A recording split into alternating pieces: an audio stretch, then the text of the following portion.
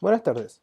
Nuestro grupo conformado por José Fritis, Laura Escarpeta y Sebastián Aguilar presentaremos nuestro proyecto de modelamiento de sistemas complejos.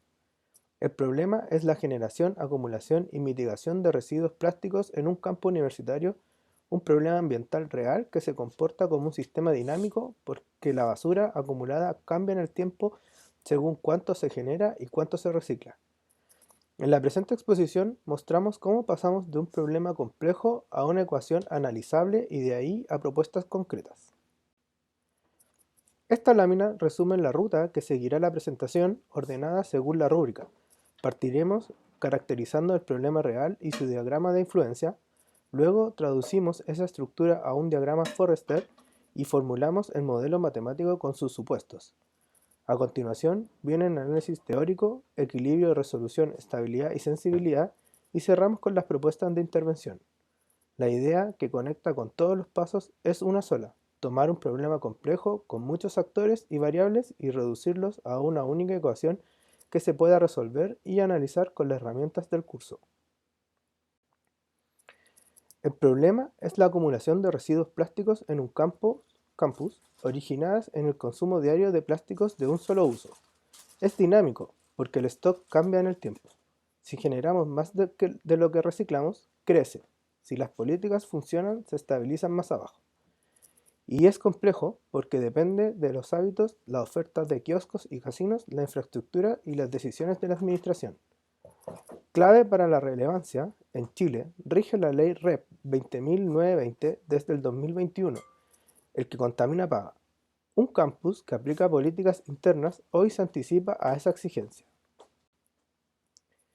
6 grupos de actores: la comunidad que genera residuos, kioscos y casinos que ofrecen los productos, la administración que define las políticas, el equipo de aseo, los recicladores externos y la autoridad ambiental. En total 16 variables. Fíjense en el tipo R sub t, los residuos acumulados es la variable de estado o nivel G sub t, el flujo de entrada M sub t, el que sale, y dos palancas U sub t, la política, que es el control, y B, la tasa de reciclaje. Estas cuatro sobreviven a la simplificación. Aquí traducimos las relaciones causales a un diagrama de influencia. Cada flecha lleva un signo positivo si las variables se mueven igual y un signo negativo si se mueven al revés. Hay 3 ciclos a la derecha. El B1 es el corazón del problema. Más residuos acumulados dan más material para mitigar y eso baja el stock. Es balanceador. El R1 es reforzador. Más conciencia lleva a más reciclaje. Y ver resultados refuerza la conciencia y el B2 conecta contaminación con presión social y política. Para el modelo matemático nos quedamos solo con B1. Enseguida explicamos por qué. En esta diapositiva pasamos del diagrama causal al diagrama de Forrester, donde el elemento central es el nivel RT, que representa los residuos plásticos acumulados. Este nivel aumenta por el flujo de la generación de G y disminuye por el flujo de la mitigación o el reciclaje. Además, tenemos variables auxiliares como la conciencia ambiental, la contaminación visual, la presión social, que ayudan a explicar el comportamiento del sistema, pero no cambia la estructura principal del modelo. Es decir, que el residuo acumulado va a cambiar dependiendo de lo que entra menos lo que sale. Como el sistema completo tiene 16 variables y 3 ciclos, fue necesario entonces poder simplificarlo para poder analizarlo matemáticamente. Y nos quedamos entonces con la dinámica principal, que los residuos aumentan por la generación y disminuyen por mitigación, por eso se conserva el B1. Los ciclos R1 y B2 se relacionan con la conciencia y la presión, por lo cual se dejan fuera porque son más difíciles de medir. Además que la capacidad de reciclaje queda incorporada en el parámetro B. Así entonces podemos obtener un modelo más simple para que el mecanismo central del problema se mantenga. Antes de la formulación de la ecuación debemos definir entonces los supuestos del modelo, y aquí asumimos que la población es constante, que la generación por persona A también son constantes, que las políticas de reducción U van a tomar valores entre 0 y 1, donde 0 significa que no hay políticas y 1 va a representar que es la reducción total de la generación generación que se modela, y además también vamos a suponer que la mitigación es proporcional a la acumulación del residuo, es decir, que MT es igual a BRT. Con estas condiciones el modelo entonces quedan bien definidos y se pueden analizar de forma matemática. Con los puestos anteriores, el modelo se expresa mediante una ecuación diferencial lineal de primer orden. La variación de los residuos acumulados en el tiempo es igual a la generación menos la mitigación. Es decir, que la primera parte representa la generación de los residuos y aquí P es la población, A es la generación por persona y U es la intensidad de la política de reducción. Por ejemplo, si U es igual a 0, no hay reducción, y si U es igual a 0,25, la generación baja a 75%, y si U es 0,5, pues entonces va a bajar la mitad. La segunda parte entonces representa la mitigación o el reciclaje. Como depende del stock, mientras más residuos acumulados haya, pues mayor va a ser el flujo potencial de mitigación. Entonces aquí tienen dos palancas principales donde U reduce la generación en el origen y B que mejora la capacidad efectiva del reciclaje o el tratamiento. Por esto podemos decir que el modelo es dinámico, continuo, determinista y está simplificado. Y con esto entonces podemos analizar hacia dónde tiende el sistema. A partir de la ecuación entonces podemos analizar el comportamiento del sistema, donde el punto de equilibrio se va a obtener cuando la variación de los residuos es igual a 0, es decir que cuando lo que entra es igual a lo que sale, y al despejar entonces vamos a obtener esta ecuación, y este valor entonces va a representar el nivel de residuos acumulados al que tiende el sistema en el largo plazo. Cuando se trata entonces de una ecuación diferencial de primer orden, también podemos obtener una solución exacta, y esto significa que el sistema se acerca al equilibrio de manera exponencial. Es decir, que la velocidad de convergencia va a depender de V. Mientras que mayor sea la tasa de mitigación, pues más rápido va a alcanzar el equilibrio.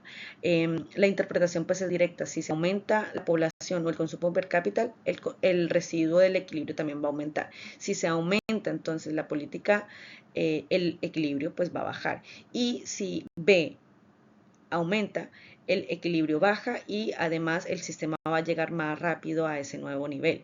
Por eso, desde el punto de vista, ya se anticipa entonces que va a convenir actuar sobre ambas palancas. Como el modelo ya está formulado, podemos entonces analizar la estabilidad y los escenarios de intervención, y ahora le doy paso a José para que pueda continuar con esa parte. Es estable ese equilibrio. Para verlo, derivamos la función del sistema respecto de R y obtenemos f' de R igual a menos B. Como B es una tasa de reciclaje siempre positiva, así que la derivada es siempre negativa. Eso garantiza que ante cualquier perturbación el sistema vuelva al equilibrio. R estable, diagrama de fase de la derecha lo muestra. Si R está por encima de R estable, la mitigación gana y el stock baja. Si está por debajo, sube, siempre converge a R estable, sin oscilar, porque el modelo es de primer orden. Para verlo en acción simulamos 4 escenarios con valores normalizados. No son datos reales, es una comparación didáctica, ojo.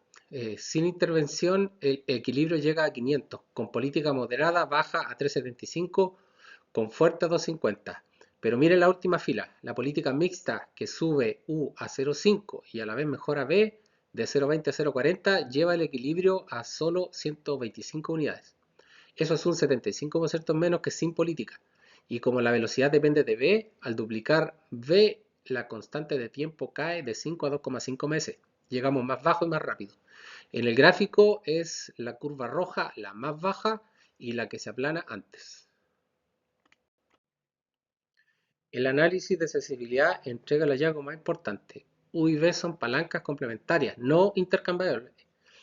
En el panel A, la política U desplaza la recta de equilibrio hacia abajo, define qué tan abajo llegamos, y en la B, la tasa B controla la constante de tiempo tau, igual a 1 partido por B, define qué tan rápido llegamos. Por eso, una política que solo reduce el consumo logra buen nivel, pero tarda, y una que solo mejora el reciclaje converge rápido, pero se queda alta. La conclusión, es que hay que mover las dos a la vez. Con esto pasamos a las propuestas.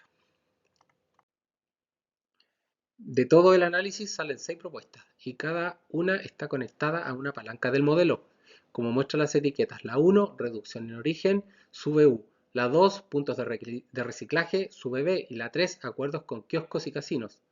Baja la generación per cápita A y refuerza la política. La 4, monitoreo mensual, permite calibrar los parámetros con datos reales. La 5, responsabilidad extendida hacia proveedores, mejora la mitigación. Y la 6, un tablero digital por facultad, mantiene vivo el ciclo R1 de conciencia que dejamos fuera del modelo. La recomendación central, actuar sobre U y B a la vez, como demostró la política mixta. Para cerrar las conclusiones, cumplimos el objetivo. Transformamos un problema complejo en una ecuación analizable. Demostramos que existe un equilibrio estable con soluciones exponencial explícitas, que U y B son palancas complementarias y que la política mixta reduce la acumulación un 75% y converge el doble de rápido. Y somos honestos con las limitaciones, dejamos fuera R1 y B2 por difíciles de cuantificar. De hecho, B2 es interesante porque es el mecanismo por el que un campus contaminado termina forzando políticas más duras. La línea futura es incorporar U como variable de estado que crece con la contaminación y calibrar el modelo con datos reales. Con esto cerramos. Muchas gracias por su atención.